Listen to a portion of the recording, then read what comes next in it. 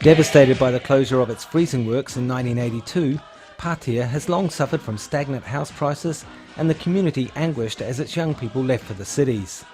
But Selwyn Metcalf, who owns a real estate business in Hawera, reckons it's now on the way up. He says Patea is one of New Zealand's best kept secrets. I think Patea has been one of the most underrated towns in the country, and I see that there's an upsurge in sales here, and it's because of the cheap homes. You've got a range from say 50,000 through to 125,000, and a lot of sales taking place around the $70,000–$80,000 mark. Mr Metcalf says investors are attracted to the 8 to 9% yields possible in Patea, while retirees come for the fishing, golf club and ease of living. He says most investors are from out of town. There's been several from Auckland, the Waikato, Wellington, Wanganui, just looking in this area and looking for the cheaper homes. And some of them, one of them actually, has bought, I believe, four homes here recently. Michelle Willett is the co-owner of the Red Rock Cafe in Patea. She's certainly noticed new faces in town. There's a lot of new people come into town, which is really good to see. What kind of people are moving in?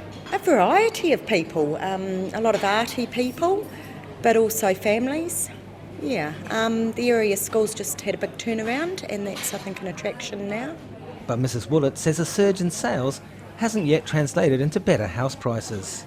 I haven't seen too much of an effect on prices at this stage. We've been waiting 9 years for prices to go up.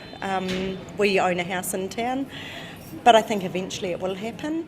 Daniel McDonald is the General Manager of McDonald Real Estate, which has 8 offices around Taranaki. He says the influence of buyers from the big smoke is slowly being felt in the region. Since we've started to track it, we're seeing now, I think, over the past 12 months, we're somewhere around 18% of our buyers are from outside of Taranaki. That's successful buyers that have gone through with a transaction. Mr McDonald says most interest is coming from people who want to live in Taranaki.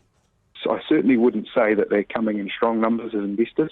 I'd say that predominantly the people that are buying here from outside of the region are buying here to live in. So that is something that we have been tracking. And Patea local Wayne Hewson believes it's not all about the money. I'm finding people are coming to town with their fishing boats, with their golf clubs. Other folk just come to town to retire in a smaller town, a family community, where they can get on with gardening, just living life and enjoying small town lifestyle. Patea's surge in popularity has yet to translate into a broader lift in Taranaki house prices. The median price was $310,000 in April, just $3,000 higher than a year ago. In Patea, it was just $75,000, the price of a 17 square metre studio in Auckland. For Checkpoint, Robin Martin.